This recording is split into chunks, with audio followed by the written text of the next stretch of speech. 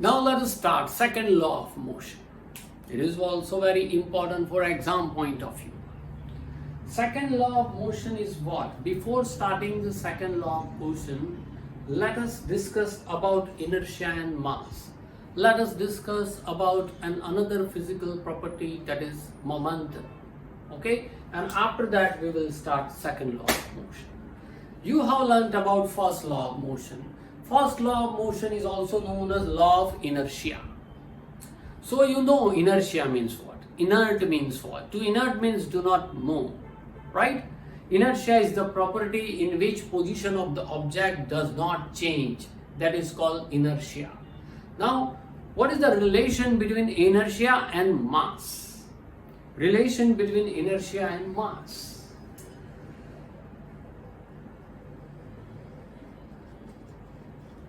See, inertia and mass both are related with each other because inertia directly depends on mass. Mass do not depend on inertia. But the property is called inertia is the property, whereas mass is the physical quantity. So both are different. But we can say that inertia depends on mass. As for example, see, remember one thing here. The total lesson depends on different examples. And all these examples are related to your daily life. So, after this chapter, you can find that whenever, you can find everywhere there are Newton's laws. We will discuss it. See, so inertia means the property in which body does not change. And mass means the quantity of matter. Mass is what? Quantity of matter inside the body, packed in the body. That is called mass. If mass is more, inertia is more. If mass is less, inertia is less. Means they are related to each other. They are directly proportional to each other. Now suppose that, let us take an example that an object, suppose a truck. A truck is in steady state besides the road. You know that the mass of the truck is more. Suppose 1 ton, 2 ton, etc. 1 ton means 1000 kg, 2 ton means 2000 kg, etc. And if truck is in steady state, then we can say that it do not move. It has inertia. Now, impact of this inertia is zero. Means because of this steady truck, no one can harm, right? But unless in special condition, as for example, suppose the moving car suddenly moves towards this steady truck and tangle inside the steady truck, then obviously it will harm. These are the exceptional way. Accident की बातें हम नहीं कर रहे हैं. Now suppose a truck is in motion and its speed is very slow, only 5 meters per second. The speed or velocity of the truck is only what? 5 meters per second. Because of this slow motion or slow movable truck, it can harm the other steady object. Suppose accident takes place because of the truck, then truck can exert the force on the another vehicle or a person or anything, and it can harm this person, right? This is what called impact of the inertia, impact of mass. Mean this harm, it is due to what? It is due to mass, not inertia. Because now truck is in not steady state. It is not in the property of inert or inertia. Because of the heavy mass, it can harm the other vehicle, right? So on the basis of this inertia and mass, we can find out the new physical quantity known as momentum.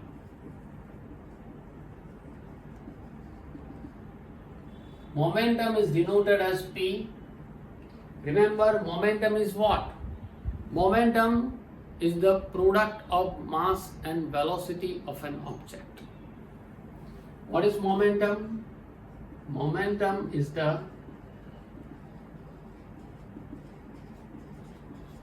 product of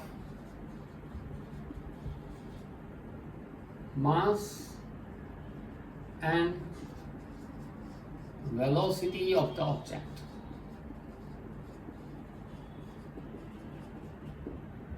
From this definition, we can say that every moving object has momentum, because in the definition of momentum, velocity must be there. If there is velocity, you can say that every moving object has a momentum. Means every moving object has momentum.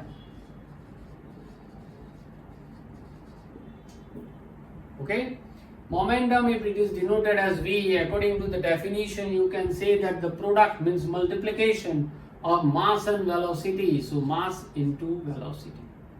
That is called momentum. Unit of mass is kilogram and unit of velocity, SI unit, is meter per second. So unit of momentum is kilogram meter per second. V stands for final velocity that you have learned in chapter 8 motion, and U stands for initial velocity. So this is final velocity, so I should write PF equals to, P means momentum, F means final, PF equal to mv and pi equal to mu. Mass into velocity, initial velocity is denoted as u. So the final momentum mv and initial momentum mu, we can separate it like this. Okay, this is about momentum. And now on the basis of inertia, mass, momentum, let us start second law of motion. Second law of motion in your textbook, it is given on page number 119, 118, article 9.4 and 119, 9.4.1. See, what do you mean by second law of motion? Second law of motion is what? Rate of change of momentum. Rate of change of momentum of an object is proportional to the applied unbalanced force in the direction of force. Rate of change of momentum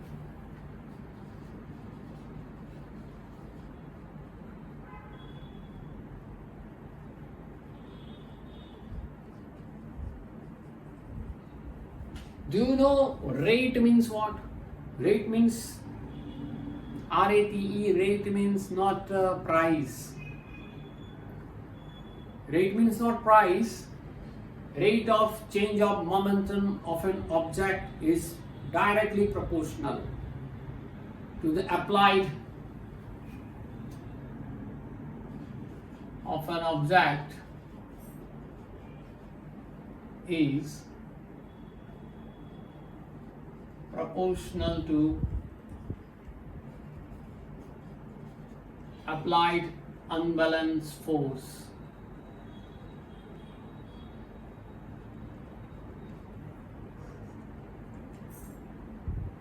in the direction of force.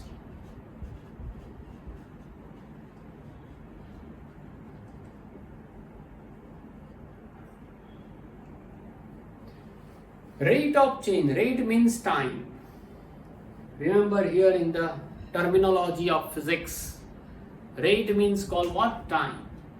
See, rate of change of momentum, when momentum changes. Here we said final momentum, initial momentum. As for example, suppose I said that initial velocity u is 0, means object is in steady state. If object is in steady state, we said that initial velocity is 0. Or suppose that object is in motion but having velocity 5 meter per second. But after that, you accelerate your vehicle, okay, and the speed increases to 15 meter per second, from 5 to 15. So initial momentum is different and final momentum is also different.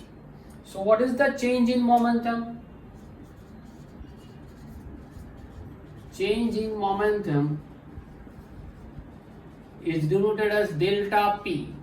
Delta is called change. Delta stands for what? Change. Delta P stands for what? Momentum. So delta P, or called change in momentum, equals to PF minus PI. Final momentum minus initial momentum means mv minus mu. From this you can take m common, remaining is v minus u.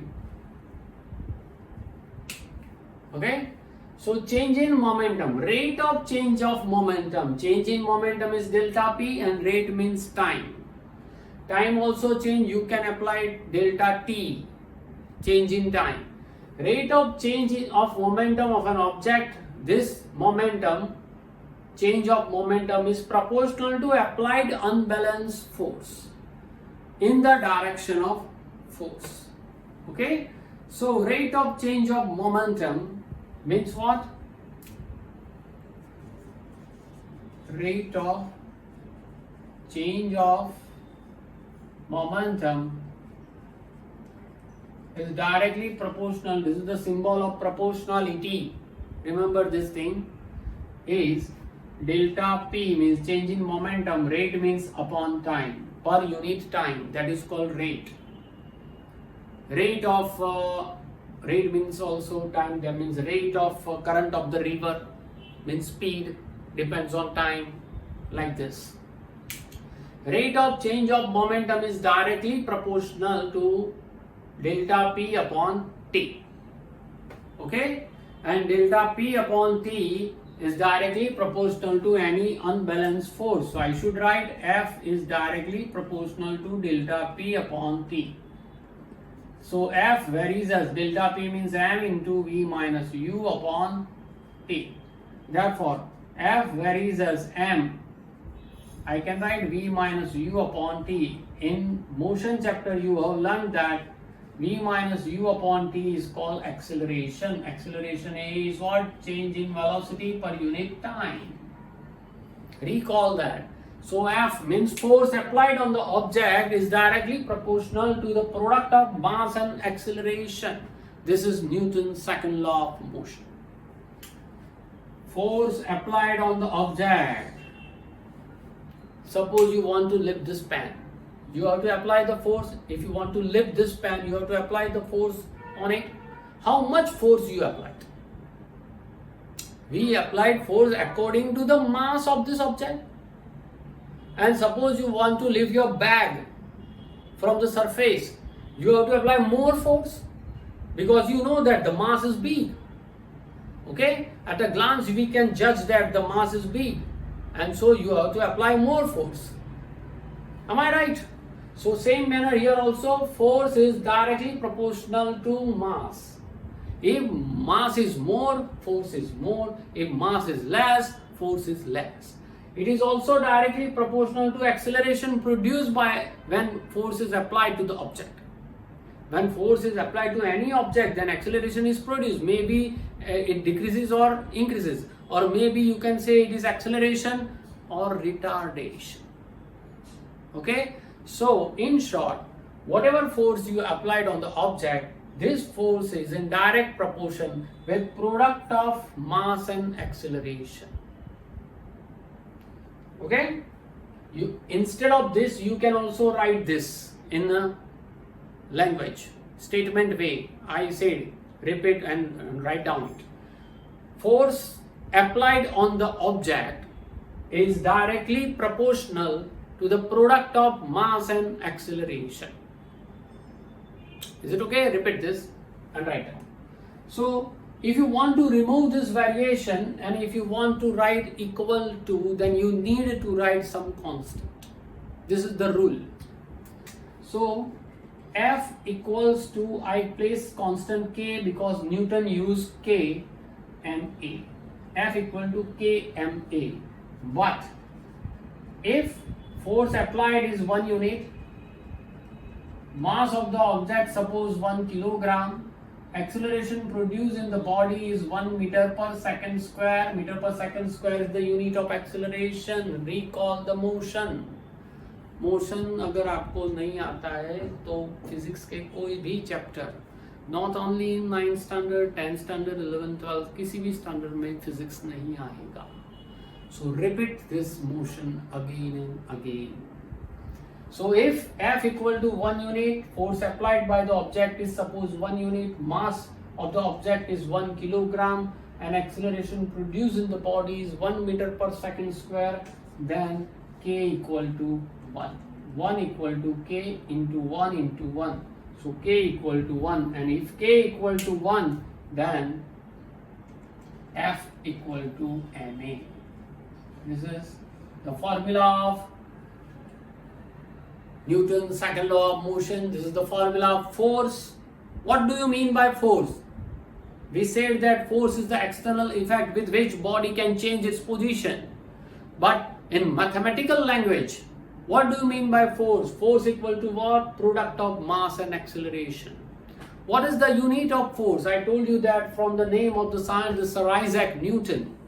We said that the unit of force is Newton, but here we can derive that unit of mass means what? Kg, and unit of acceleration is meter per second square. So unit of force is kilogram meter per second square, and this kilogram meter per second square is also known as Newton.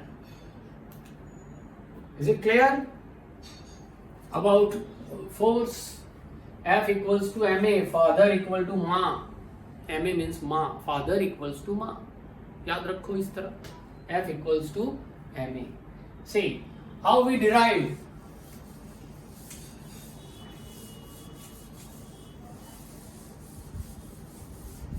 See,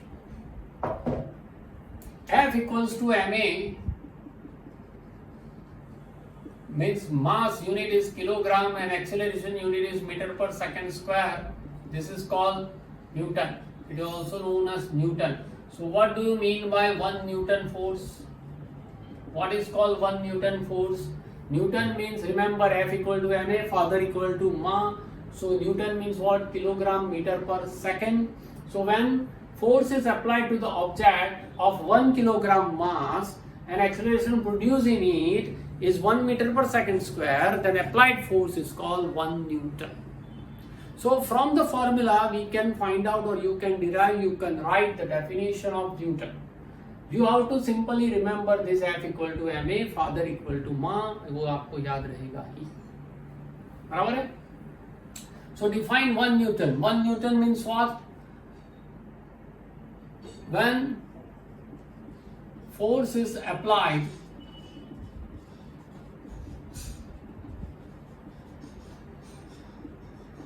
to the object of 1 kilogram mass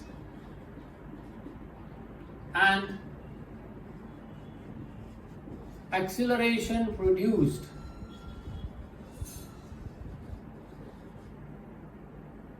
is 1 meter per second square, then applied force is called 1 Newton. Newton is the SI unit, standard the international unit. I can write 1 Newton means 1 kilogram meter per second square. The smaller unit is dyne, D-Y-N-E, dyne. Don't say diane. Okay? It is called dyne after the name of scientist.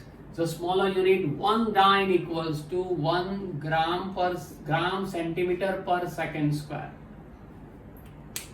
Newton means kilogram meter per second square. Dyne means 1 kilogram, smaller than kilogram, gram, smaller than meter, centimeter, and second remains as it is. So 1 gram centimeter per second square. What is the relation between Newton and dyne? As for example, rupees is the bigger unit and paise is the smaller unit. What is the relation between rupees and paise? You know 1 rupees, that is 100 paise. Same manner, Newton is the bigger unit of force, dyne is the smaller unit of force. What is the relation between Newton and dyne? So 1 Newton, you know that 1 Newton, that is equals to 1 kilogram meter per second square. Now you have to convert kilogram into gram and meter into centimeter. That you know the relation. 1 kg means 1000 gram into meter. 1 meter means 100 centimeter per second square. 1000 into 100 means 1 lakh. Gram centimeter per second square. 1 lakh, in short, it is written as 10 raised to 5 power. And gram centimeter per second square is also called dime. So 1 Newton, that is equals to 10 raised to 5 dime. One liner. Not in your course, but it will ask. Remember, you have to remember only this box, not to remember all this thing. So this is about Newton's second law of motion. And from first law of motion and second law of motion, when sometimes the question will ask in a combining way, as for examples. First law of Newton gives the definition of force, whereas second law gives you unit.